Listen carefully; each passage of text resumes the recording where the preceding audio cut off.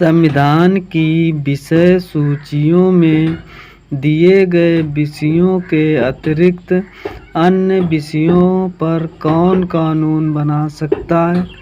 तो जो सांसद होते हैं वो अन्य विषयों पर कानून बना सकता है। भारत के राष्ट्रपति की अनुपस्थिति में यदि उपराष्ट्रपति उपलब्ध नहीं है तो राष्ट्रपति की तरह निम्नलिखित में से कौन कार्य कर सकता है? यदि राष्ट्रपति उपराष्ट्रपति नहीं है तो उसकी जगह भारत के प्रधान न्यायाधीश कार्यभार संभालेंगे। व्यक्तिगत स्वतंत्रता के लिए उच्चतम न्यायालय निम्नलिखित में से किस रिट को जारी कर सकता है? तो रिट का नाम है परमादेश।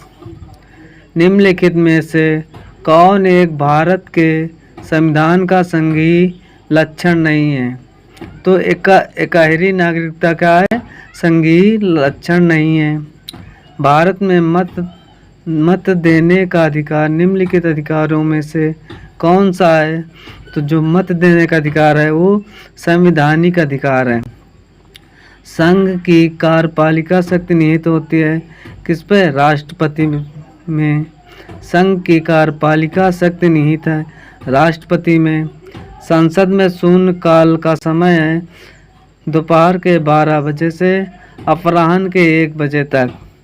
निम्नलिखित में से राज्य के सप्तांग सिद्धांत के अनुसार राज्य का 7वां अंग कौन सा था? तो वो है 7वां अंग मित्र।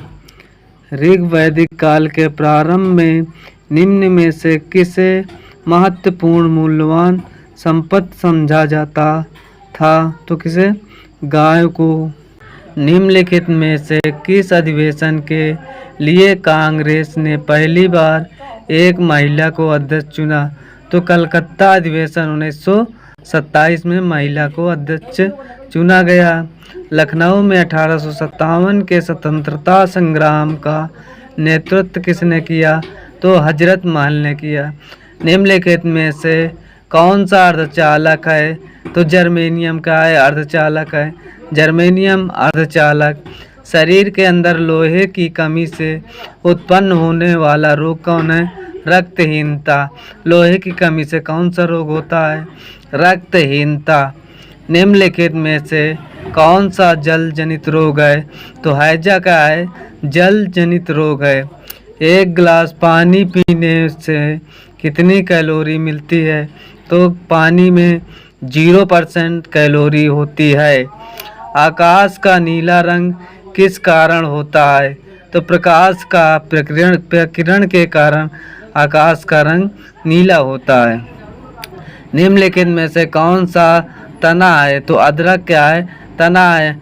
बॉक्साइट अयस्क है एल्युमिनियम का है। बॉक्साइट किसका अयस्क है? तो एल्युमिनियम का। एल्युमिनियम का अयस्क क्या है? बॉक्साइट है। कांसा मिश्रित धातु है तांबा और टिन के। कांसा मिश्रित धातु है तांबा और टिन की। कांसा मिश्रित धातु है तांबा और टिन की। कांसा मिश्रित धातु है तांबा और टिन की। लौंग क्या है? सूखे फूल। लौंग क्या है? सूखे फूल। रोगियों को दांत देखने में दंत चिकित्सक द्वारा प्रयुक्त दर्पण कौन है? अवतल दर्पण। अवतल दर्पण। निम्नलिखित में कौन सा मरुस्थल दक्षिणी गोलार्ध में स्थित है? तो कालाहारी का है दक्षिणी गोलार्ध में स्थित है। निम्नलिखित झीलों में से कौन विश्व की प्राचीनतम तथा सबसे गहरी झील है? तो सबसे प्राचीन और गहरी झील कौन है? बैकाल झील। निम्नलिखित देशों के नामों में से किसके नाम का मतलब होता है 40 कबीलों का देश? तो किर्गिस्तान का। निम्नलिखित नहरों में किसे दामोदर नदी से निकाला गया है? तो एडन नहर को दामोदर नदी से निकाला गया है। सिगरेट के धुएं में मुख्य प्रदूषक क्या है? तो कार्बन मोनोऑक्साइड व बेंजीन होती है सिगरेट में। जनगणना 2011 के अनुसार उत्तर प्रदेश की साक्षरता दर कितनी थी? 69.72%। इलाहाबाद में अशोक स्तंभ किस शासक के बारे में सूचना प्रदान करता है? तो वो है ऑप्शन समुद्रगुप्त। इलाहाबाद में अशोक स्तंभ किस शासक के बारे में सूचना प्रदान करता है? समुद्रगुप्त। निम्नलिखित में से किस पशु का अंकन हड़प्पा संस्कृति की मोहरों पर नहीं मिलता है? तो घोड़ा का है। खालसा धर्म के संस्थापक कौन थे? गुरु गोविंद सिंह। खालसा धर्म के संस्थापक गुरु गोविंद सिंह थे। परमवीर चक्र विजेता अब्दुल हामिद उत्तर प्रदेश के किस जिले से थे? तो वो गाजीपुर से थे। परमवीर चक्र विजेता अब्दुल हामिद उत्तर प्रदेश के किस जिले से थे? गाजीपुर से।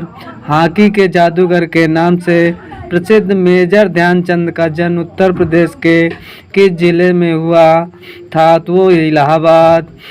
साहित्यकार आचार्य रामचंद्र शुक्ल का जन्म उत्तर प्रदेश के किस जिले में हुआ था?